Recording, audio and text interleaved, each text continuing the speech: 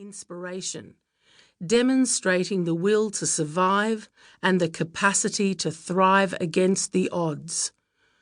Growing Up Aboriginal in Australia paints a landscape of a country that has created leaders who form strong communities with a generous heart and passion for change.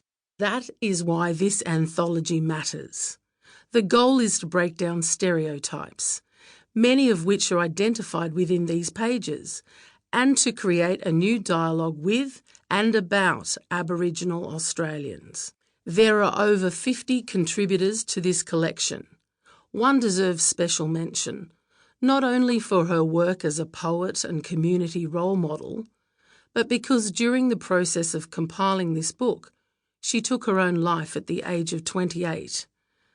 Alice Ether was a devoted and passionate bilingual primary school teacher, and in recent years she was widely recognised for her performance poetry, her work as an activist, and a dynamic member of her community.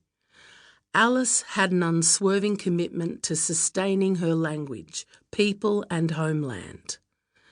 Alice's family and all those involved in the production of the anthology hope her work and messages will remain as a legacy to inspire others. Reading through the submissions for Growing Up Aboriginal in Australia, I saw elements of myself as a child and as an adult, still on a journey of learning and discovery.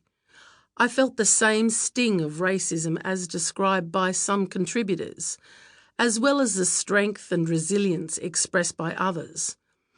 I was fortunate as a child growing up Aboriginal in Australia.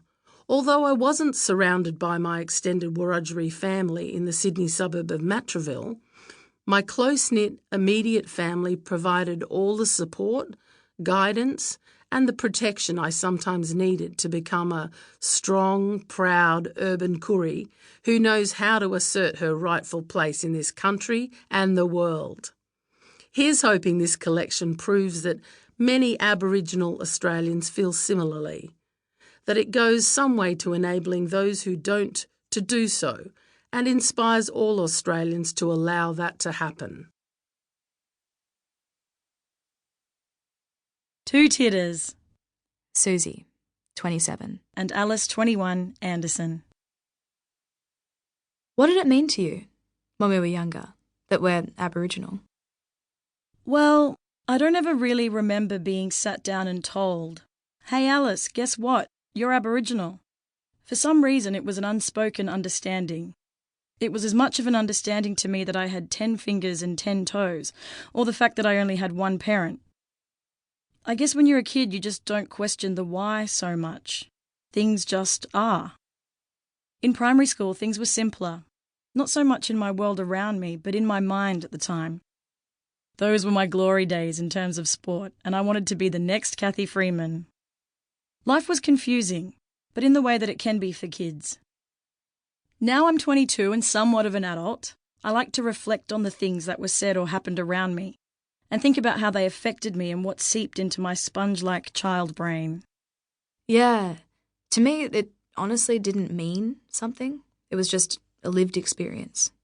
I didn't second-guess it until I became a teenager, I think. It wasn't a conspicuous part of my identity, just normal, as most things seem when you're a kid. Our second cousins called us auntie as a joke. We had to respect our elders. We had to call distant relatives auntie, and if we didn't, the consequences were dire. There was one time at someone's birthday party that I didn't hug Auntie Trudy hello. Frankly, because she scared me. But I was also being a terrible preteen. And there was much disapproval. Needless to say, I learnt my lesson. I went to hug Auntie when we were leaving, and it was a tacit apology. She still brings it up every time I see her. And another time she'd said she'd always known I had something about me. Basically, I take this to mean that Auntie Trudy is in tune with the ancestors, and black magic is real.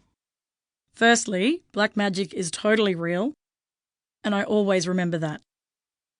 Around family, I knew and understood who I was, I think, especially looking to our aunties as idols. But at school, it was like all of that was taken away from me. No one really knew I was Aboriginal. In fact, a lot of people didn't know until high school.